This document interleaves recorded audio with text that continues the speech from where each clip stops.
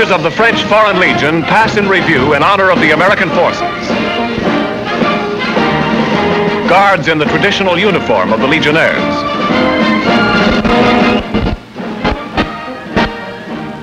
Spies, crack Arab cavalrymen.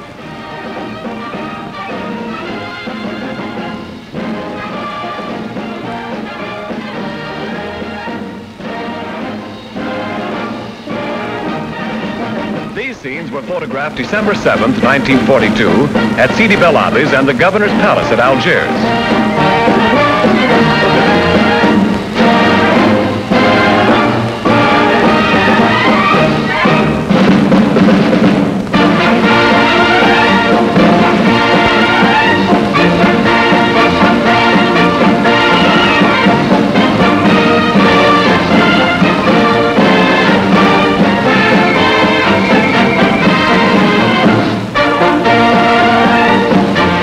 Admiral Darlan in the center of the picture, with General Clark on the right and General Anderson on the left.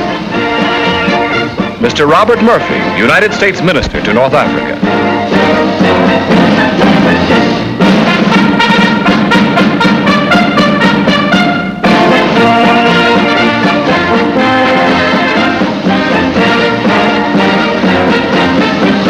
The General Grants go to sea. These ships are known as tank landing craft. They are specially constructed for transporting armored vehicles and are highly maneuverable.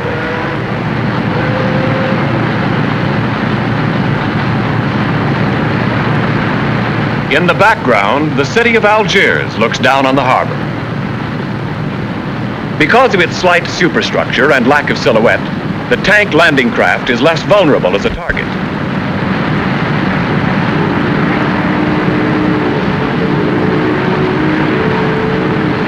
The black band around the waist of each soldier is a self-inflating life preserver.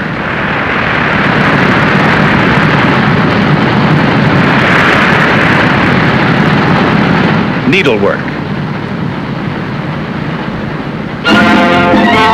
An Allied convoy bound for the port of Beaune moves eastward through the Mediterranean, escorted by British men of war.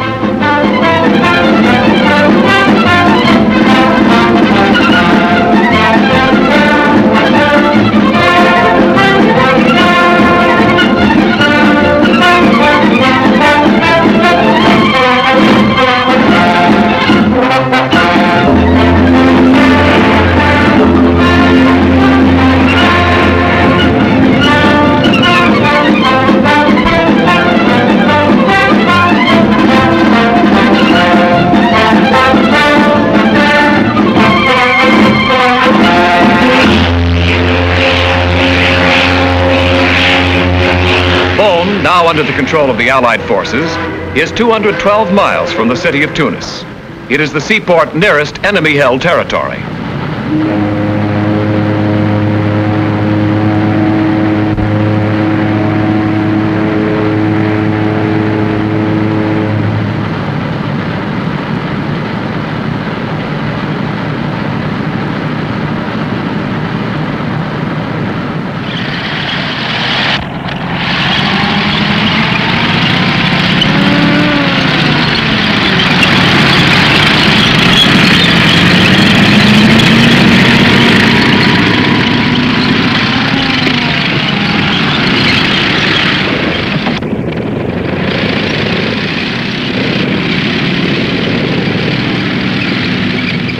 One by one, the General Grants roll ashore.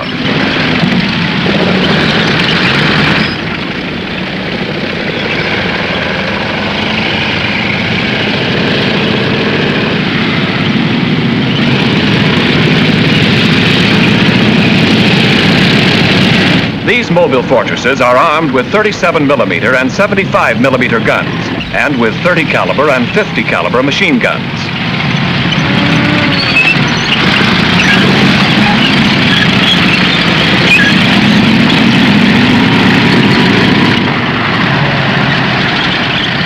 Step on it, Yank. The Nazis have airports in Sicily, and they're only an hour away.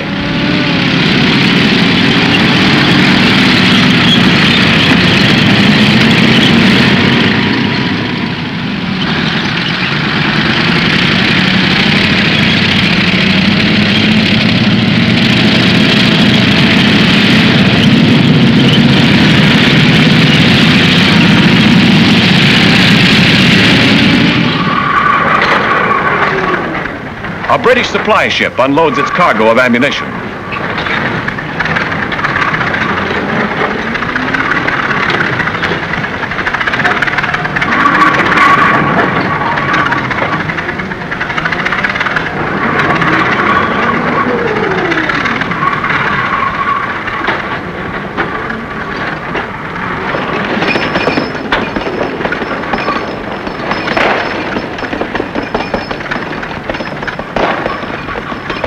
Pass the ammunition and handle it gently.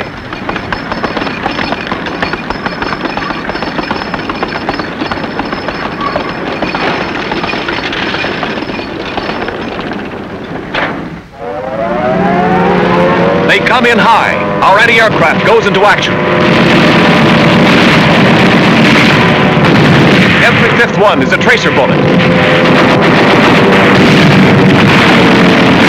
These street scenes were photographed by a concealed camera and reveal the true and varied reactions of the public during the raid.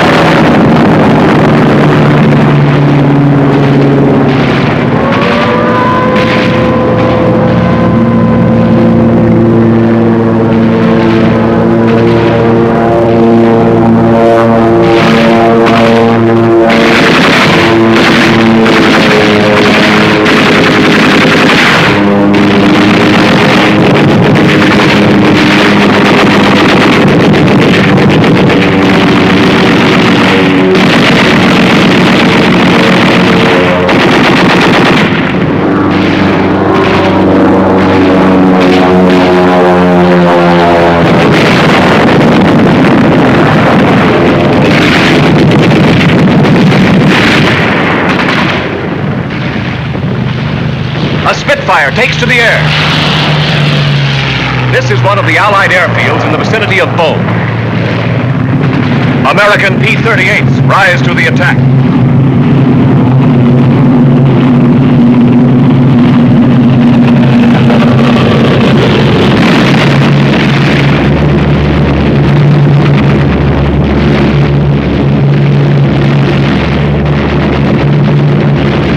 This is a dogfight. A Spitfire dives on a Messerschmitt.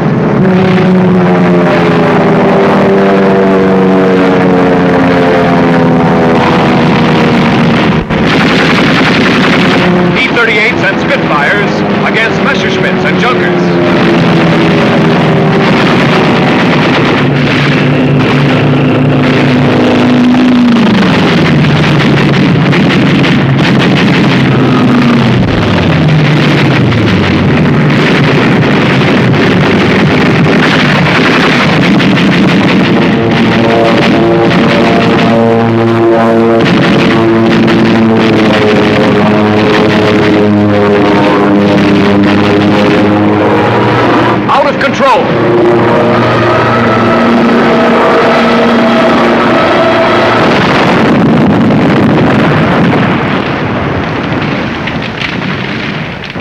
This is a Messerschmitt.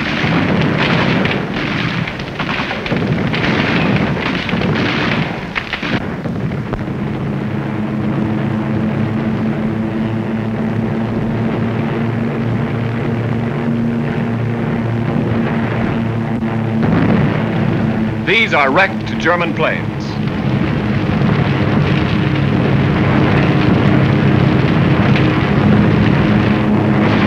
Parachute flares dropped on the harbor from an enemy plane seeking to locate the supply ships. Tracer shells go after them.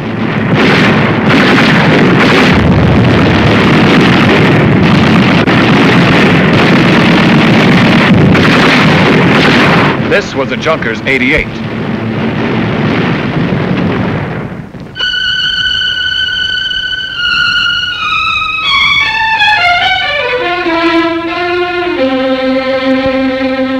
Most of the bombs fell in the city.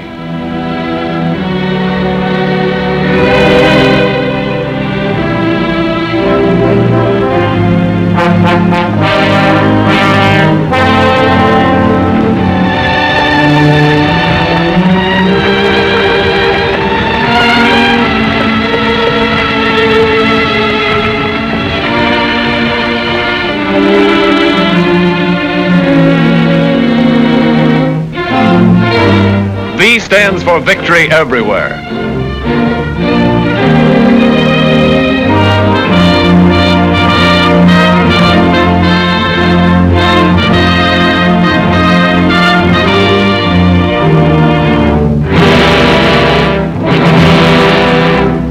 The surrounding countryside is littered with the wreckage of Nazi planes.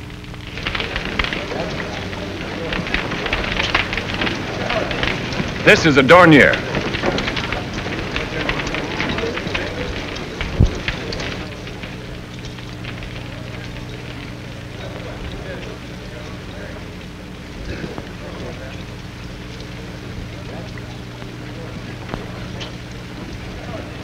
All that is left of a Messerschmitt.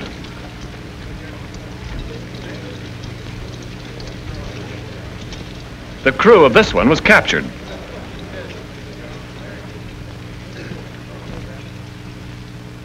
The final score, 14 Nazi planes shot down against a loss of 4 of our own.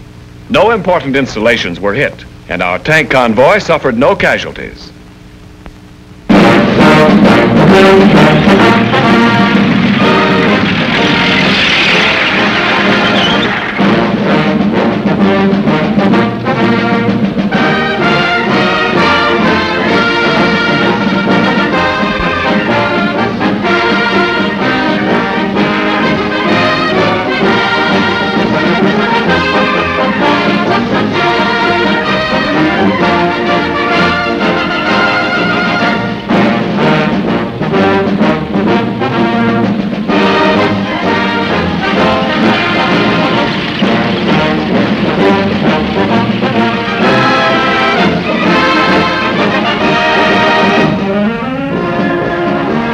Tank convoy heads for the Tunisian front.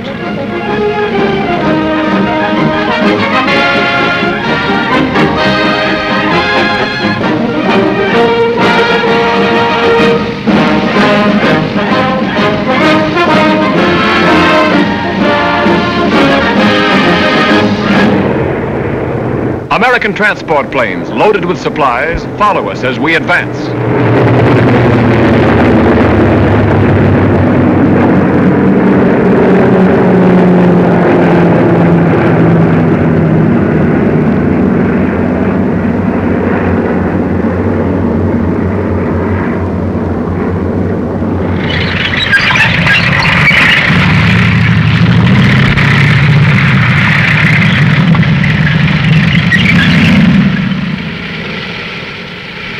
East of Sucaras, the General Grants climb a range of the Atlas Mountains.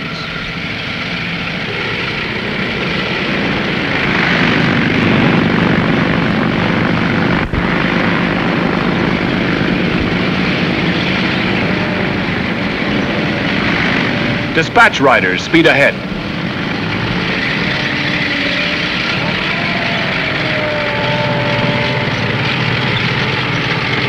Here, the roads are hard and fast as compared with other sections of North Africa.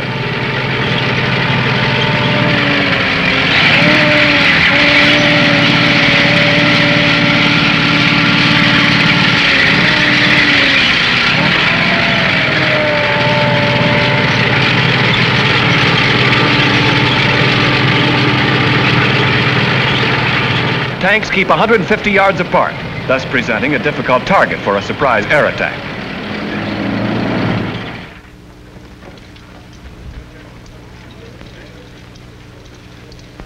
Whenever the General Grants come to a halt, camouflage is the first order. The difference between a good and bad job may very easily be the difference between life and death.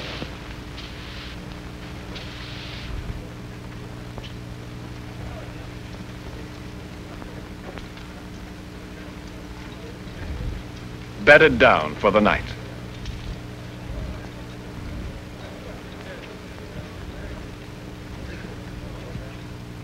Always on the alert.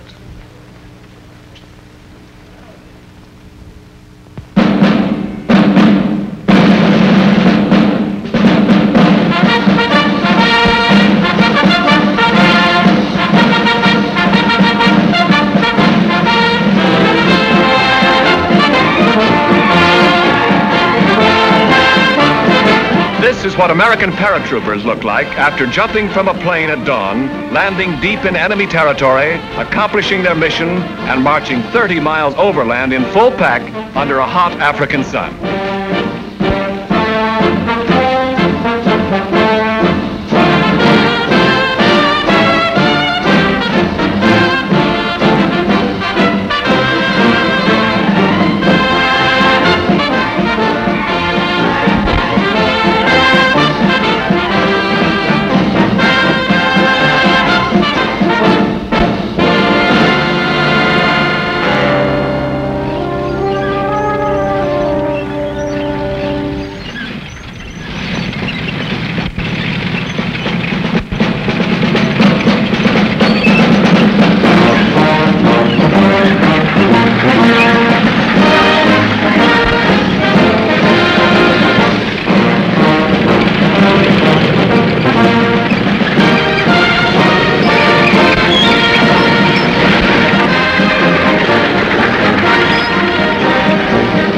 Peeps go to war too.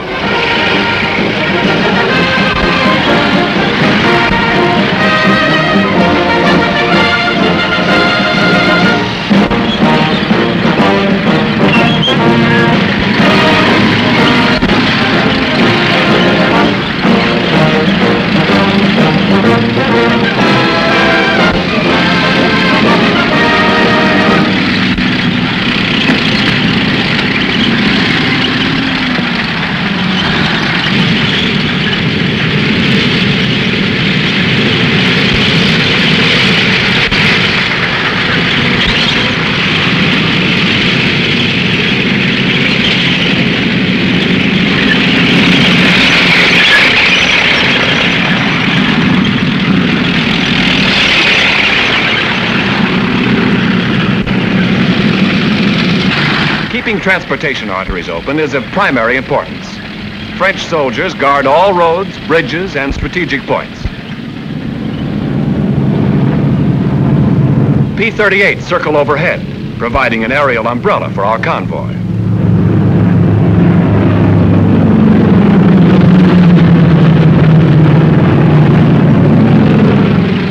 Take a good look, Yank. You better make sure.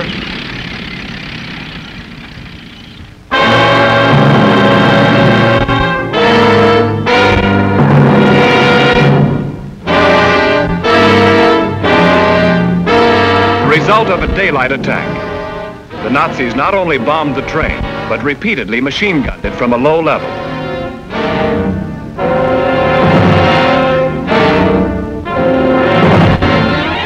Every car was plainly marked with a red cross.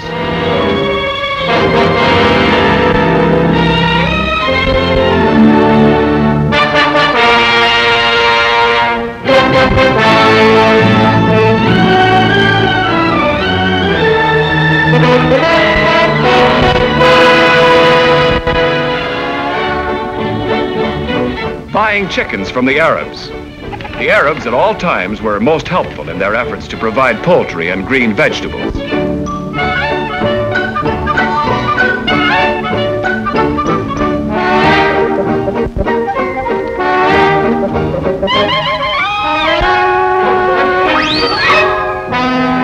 You got it.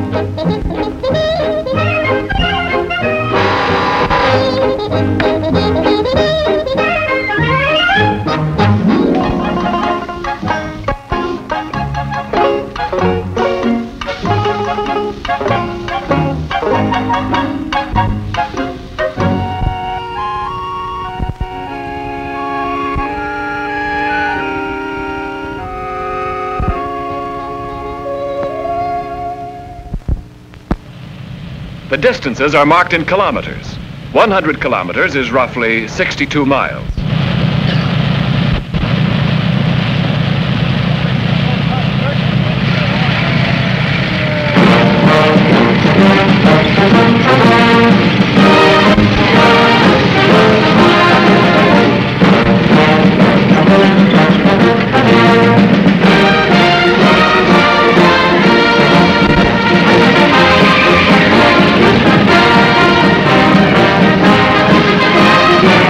This is a road barricade erected by the French.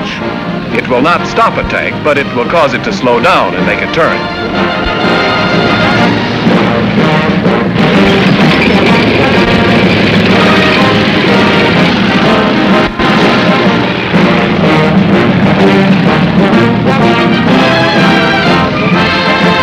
Again, note the protective distances between the vehicles.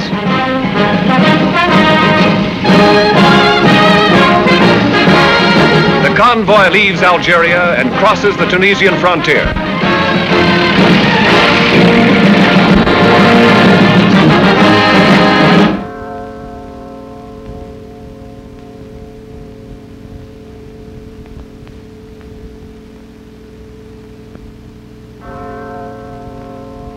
This church was bombed and shelled repeatedly.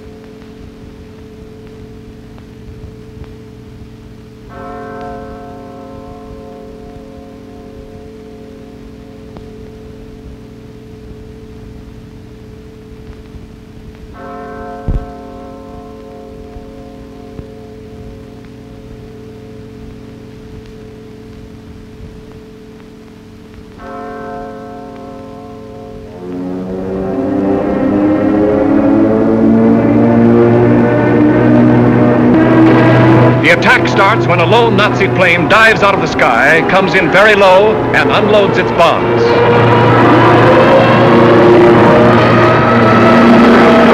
Watch the plane. Watch it. There they go.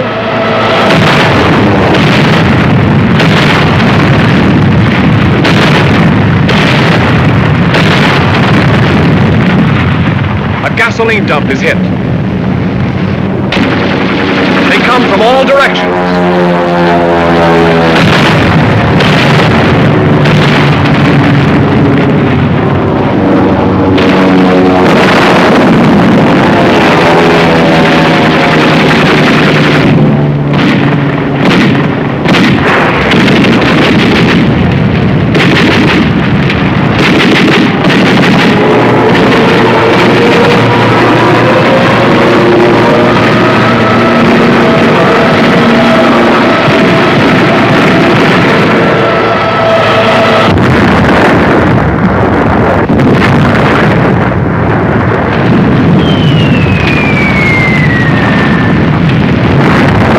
American casualties from bomb fragments.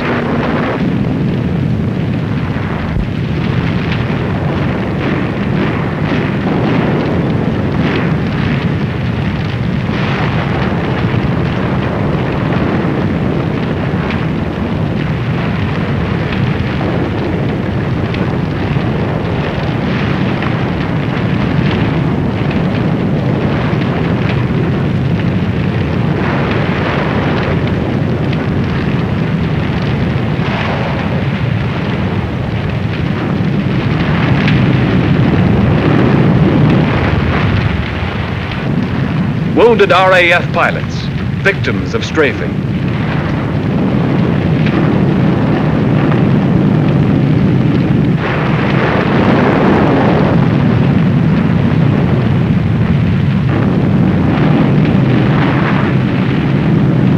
Shell shock.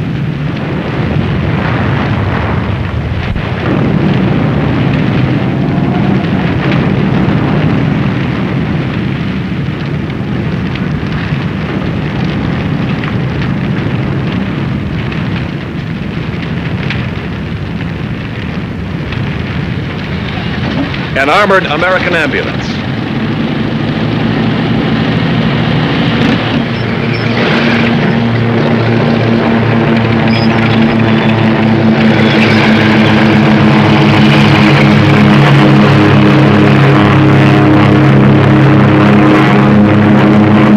Here they come again. Watch the plane.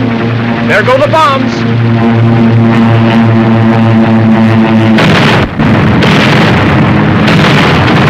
A light on the road outside of town.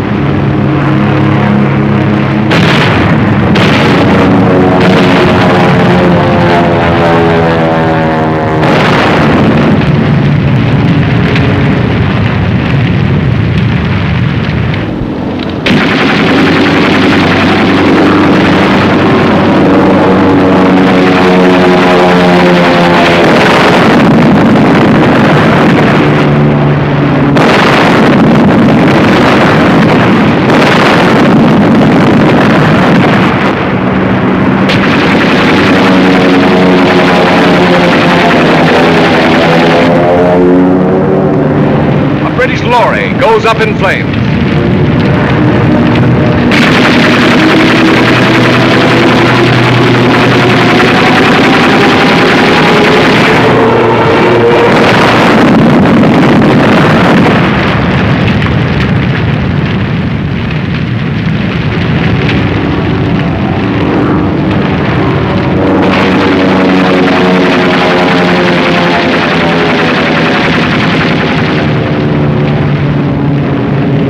Bomb crater.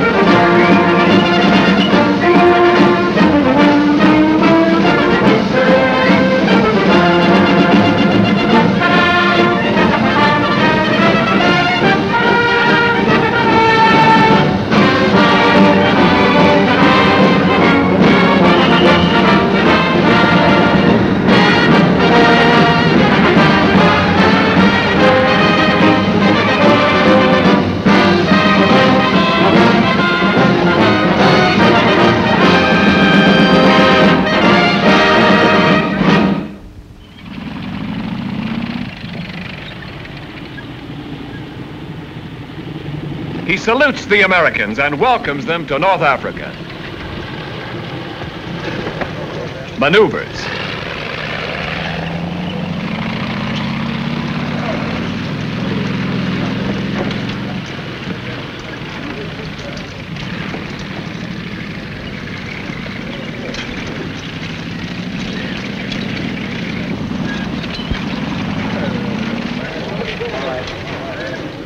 Italian paratroop insignia.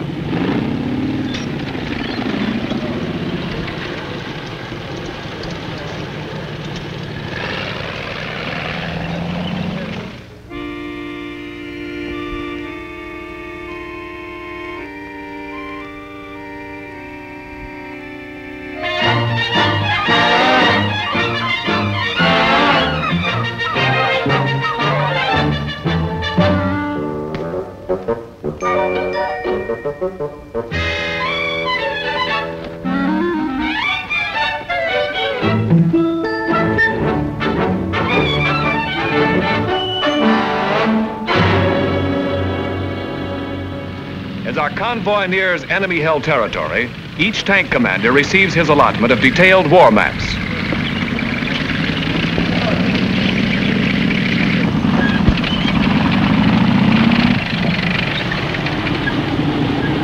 This is a dispersal area.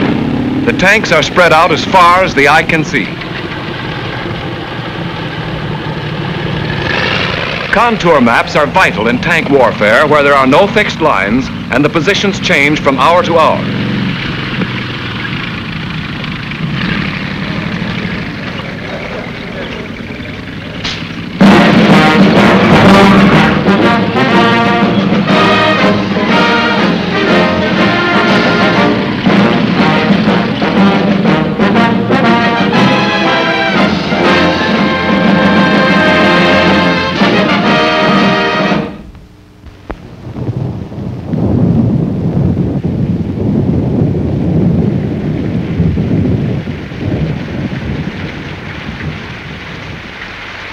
rain and thunder clouds.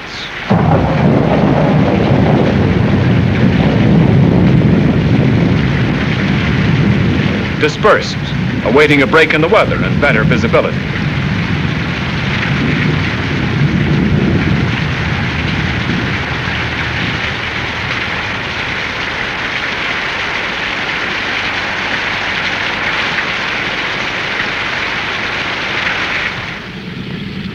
This is a fluid battle area. Tunis, Tiborba, El Bab. The battle will be fought here. There are no set fortifications or clearly defined opposing lines. A Nazi panzer division has advanced westward from Tunis. Our columns have come up the valley from El Bab. Our attack will consist of a series of lunges against the armored spearhead of the panzer division. The sun comes out. Our armored vehicles move toward the forward positions.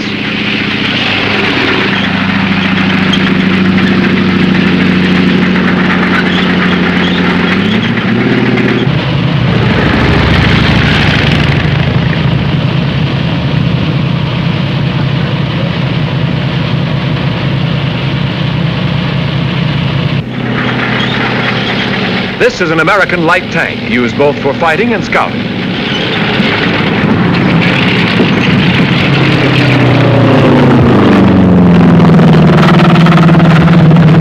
P-38s move ahead of the advancing forces.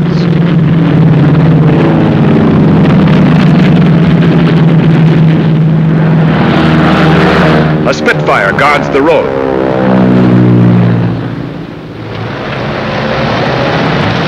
A British scout car advances along the northern flank. American half-tracks follow on reconnaissance.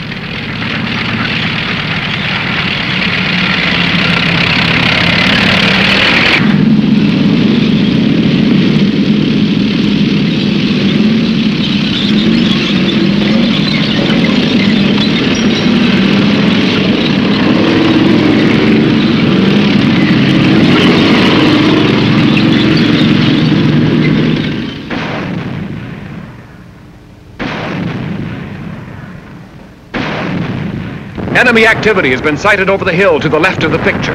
British 25-pounders open up.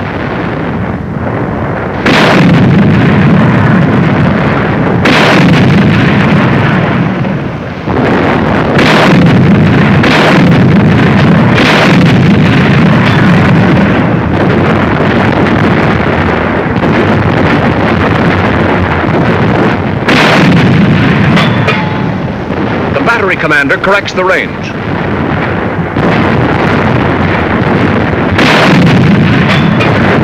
Black smoke indicates a hit on a supply dump or an enemy ammunition carrier.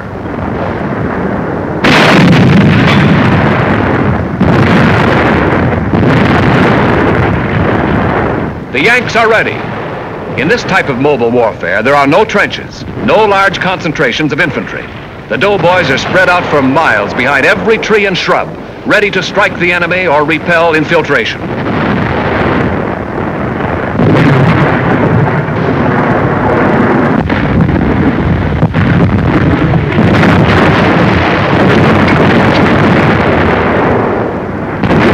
Enemy snipers machine gun our infantry positions.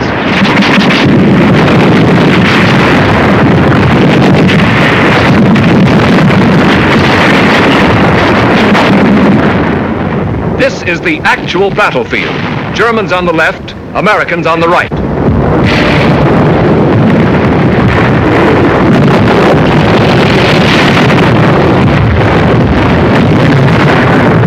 A British ammunition lorry is hit.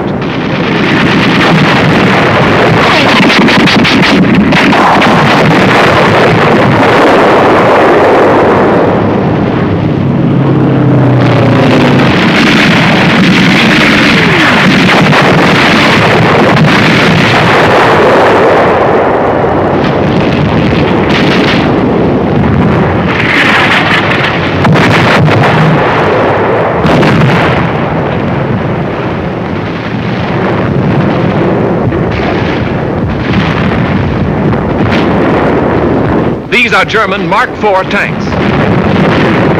The straw-covered barns in the foreground conceal Nazi 88mm anti-tank guns.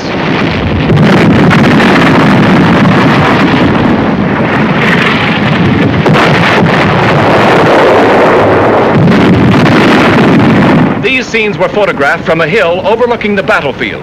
The cameraman is actually nearer the German lines than his own.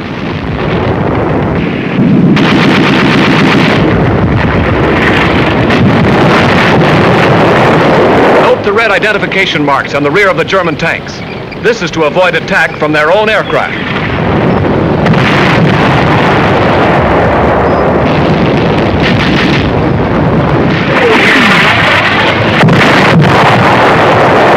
Our artillery begins to find the range.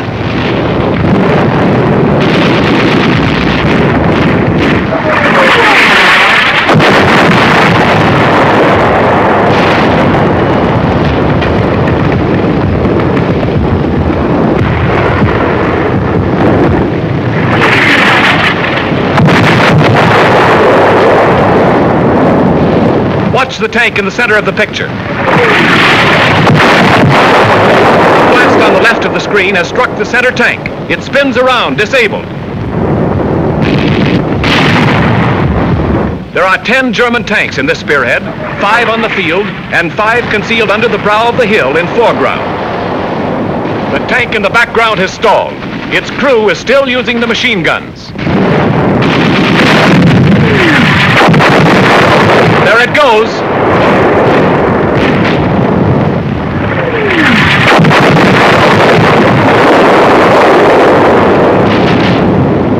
A direct hit on an enemy 88mm gun position.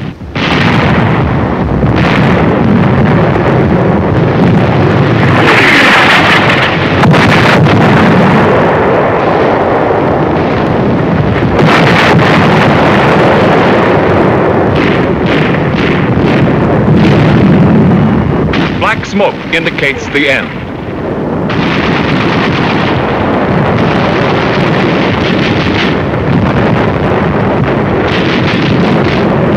Enemy prisoners are brought in under guard.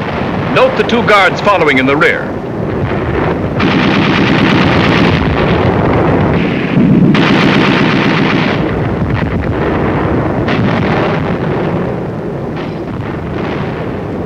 The invincible Nazi on the left side of the screen carries the white flag of surrender.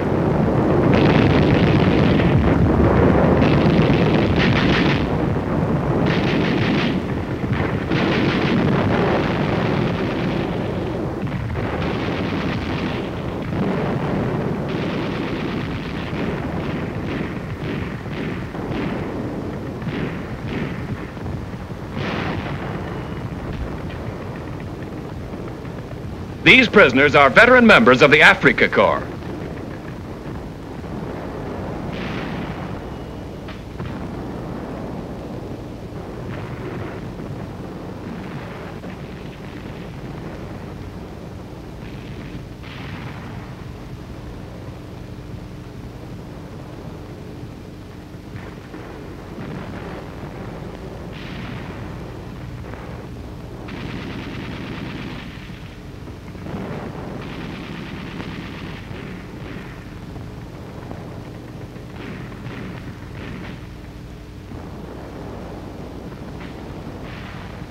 These are Americans, boys from your town and my town. They have fought today in a strange country for a remote little valley on the road to Tunis, and they have fought well.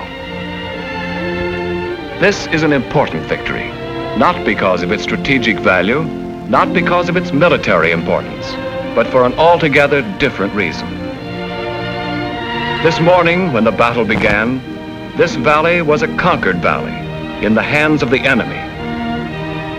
Tonight, it is a free valley.